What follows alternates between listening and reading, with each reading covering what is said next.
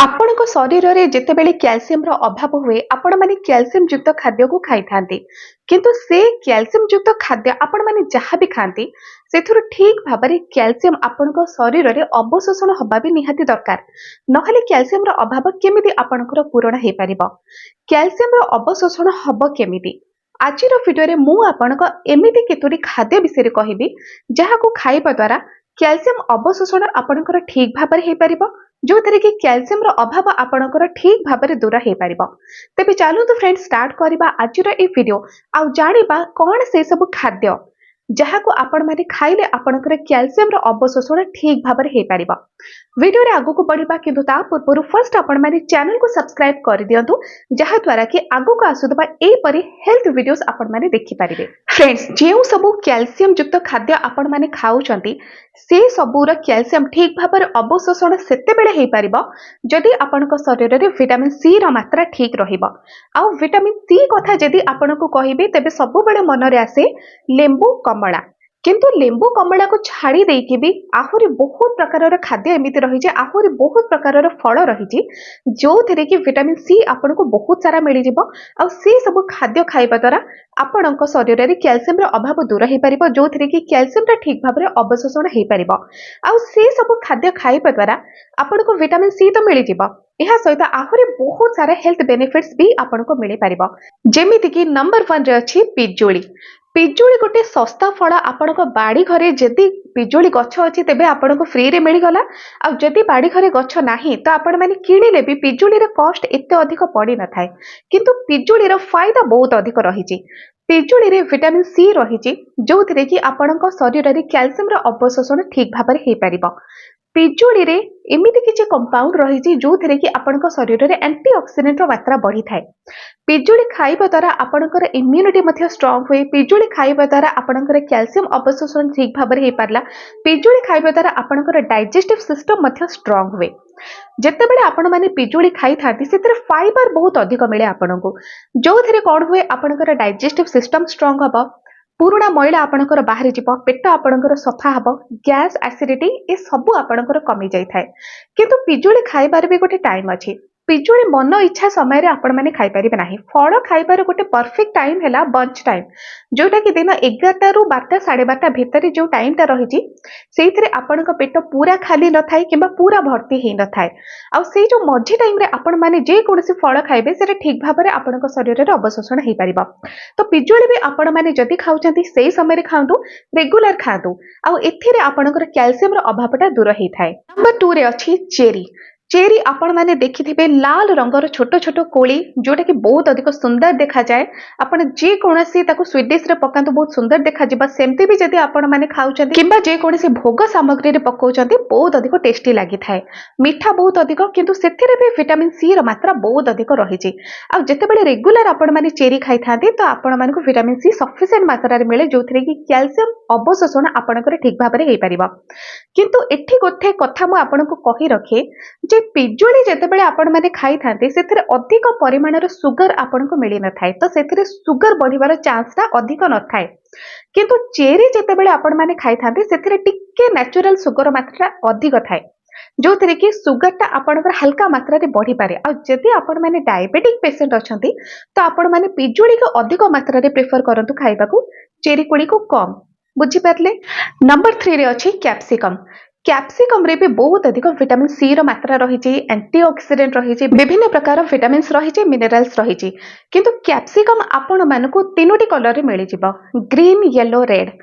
Green colour କ୍ୟାପ୍ସିକମ୍ରେ ବି ସବୁ ପ୍ରକାରର ଭିଟାମିନ୍ସ ରହିଛି ଭିଟାମିନ ସି ବି ରହିଛି କିନ୍ତୁ ୟେଲୋ ଏବଂ ରେଡ୍ କଲର କ୍ୟାପ୍ସିକମ୍ରେ ଅଧିକ ମାତ୍ରାରେ ଭିଟାମିନ ସି ଥାଏ କିନ୍ତୁ ଆମ ଓଡ଼ିଶା ମାର୍କେଟରେ କ'ଣ ହୁଏ ୟେଲୋ ଆଣ୍ଡ ରେଡ୍ କଲରର କ୍ୟାପ୍ସିକମ୍ଟା କମ୍ ହିଁ ମିଳେ ବେଳେବେଳେ ତ ମିଳେ ନାହିଁ କିନ୍ତୁ ଗ୍ରୀନ୍ କଲର କ୍ୟାପ୍ସିକମ୍ ଆପଣଙ୍କୁ ସଫିସିଏଣ୍ଟ ମିଳିଯିବ ବର୍ଷ ସାରା ମିଳିଯିବ ତ ଯେଉଁ ପ୍ରକାରର କ୍ୟାପ୍ସିକମ୍ ମିଳୁ ପଛେ ଆପଣଙ୍କ ମାର୍କେଟରେ ଯେଉଁ ପ୍ରକାରର ବି କ୍ୟାପ୍ସିକମ୍ ଆପଣଙ୍କୁ ମିଳୁଛି ଆପଣମାନେ ସେଇ ରଙ୍ଗର କ୍ୟାପ୍ସିକମ୍ ଆଣନ୍ତୁ ଆଉ ତାକୁ ଡେଲି ଆପଣଙ୍କ ଖାଦ୍ୟ ସାମଗ୍ରୀରେ ଅଳ୍ପ ଅଳ୍ପ ହୋଇ ପଛେ ଆଡ୍ କରନ୍ତୁ ହଁ କ୍ୟାପ୍ସିକମ୍ର କଷ୍ଟ ଟିକେ ଅଧିକ ଥାଏ ଅନ୍ୟ ପରିବା ଅପେକ୍ଷା କିନ୍ତୁ ଆପଣମାନେ ଅଳ୍ପ ଅଳ୍ପ ତ ତାକୁ ଆଡ୍ ନିଶ୍ଚିତ ଭାବରେ କରିପାରିବେ ଯେଉଁଥିରେ କି ଭିଟାମିନ ସି ଆପଣଙ୍କୁ ସଫିସିଏଣ୍ଟ ମିଳିପାରିବ ଆଉ କ୍ୟାପ୍ସିକମ୍ରେ ବି କିଛି ମାତ୍ରାରେ କ୍ୟାଲସିୟମ ରହିଛି ଯେଉଁଟାକି କ୍ୟାଲସିୟମର ଅଭାବ ଆପଣଙ୍କର ପୂରଣ କରିପାରିବ ନମ୍ବର 4 ରେ ଅଛି କଞ୍ଚା ଲଙ୍କା कंचा लंका विटामिन सी रो गोटे बढ़िया सोर्स। कंचा लंका आपण खाइबा द्वारा आपनको टेस्ट भी अधिक लागिला आ विटामिन सी रो अभाव भी आपनकर पूरण ही गला। विटामिन सी मिलिबा जोगु आपनकर कैल्शियम अवशोषण भी ठीक भाबरे हे पारला। सुखिला लंका अपेक्षा कंचा लंका बहुत अधिक भल। लंका गुंड आपण माने छाड़ी दियंतु, सुखिला लंका को भी छाड़ी दियंतु। से दुईटी खाद्य खाइले आपनक पेटरे गैस एसिडिटी निहाती भाबरे हुए, पेट गरम भी हुए।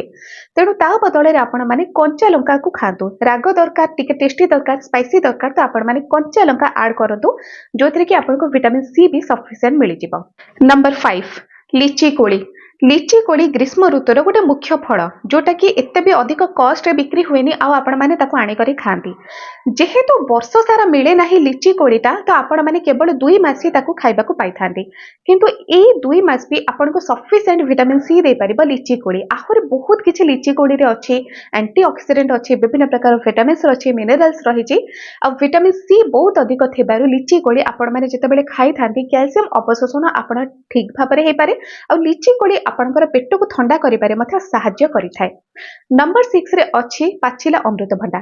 पाचिला अमृतभंडा गोटे सस्ता फल, जोटा कि आपणक मार्केट रे भी मिली जिवो, आपणक बाड़ी घरे भी थिबो। आ जेतेबेले पाचिला अमृतभंडा आपण माने खाइ थांती विटामिन सी रो मात्रा बहुत अधिक मिली थाए।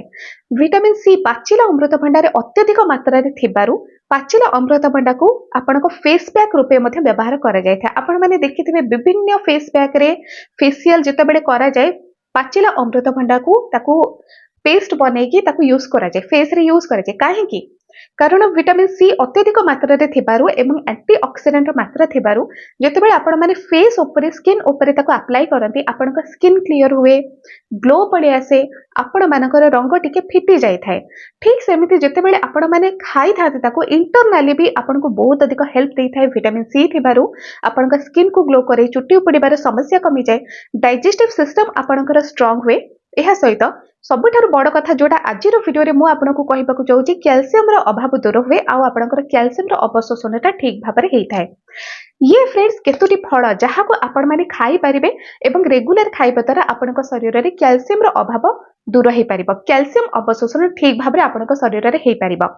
आपण माने अन्य जेते भी कैल्शियम युक्त खाद्य खाउचंती, आपण माने माछ खाउचंती, आपण माने जहाँ भी खाउचंती, डेयरी प्रोडक्ट्स खाउचंती, जहाँ भी आपण माने खाउचंती से सबुर कैल्शियम ठीक भाबरे आपणक शरीर रे अवशोषण हबो, जोथिरे कि कैल्शियम रो अभाव धीरे धीरे करिके आपणक शरीर रे दूरेई जिवो। गोटे दुईटा दिन रे केबे भी इंस्टेंटली आपणको किछिटा फरक लागिबो नाही, किंतु 2-3 मास रेगुलर करिबा परे आपण माने फरकटा जानि परिबे।